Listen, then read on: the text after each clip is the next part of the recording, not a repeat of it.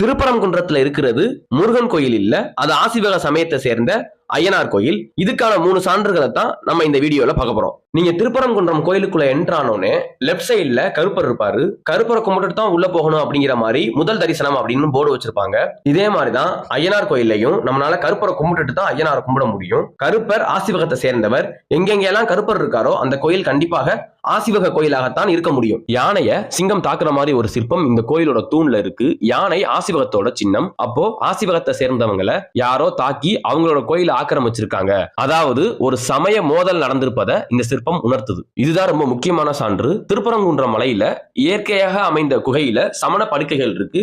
சமணர்கள்னா ஜெயினர்கள் அப்படின்னு நம்ம நினைச்சுக்கிட்டு இருக்கோம். ஆனா ஆசிவகத்தை சேர்ந்தவங்க தான் உண்மையான சமணர்கள். அப்போ இந்த மலையில சமணர்கள் வாழ்ந்திருக்காங்க அப்படின்னா இந்த கோயிலும் சமண கோயிலாக, ஆசிவக கோயிலாக, ஐயனார் கோயிலாகத்தான் இருக்க முடியும். அல்லது முருகனே ஒரு ஆசிவகத்தை சேர்ந்த துறவியாக இருக்கலாம்.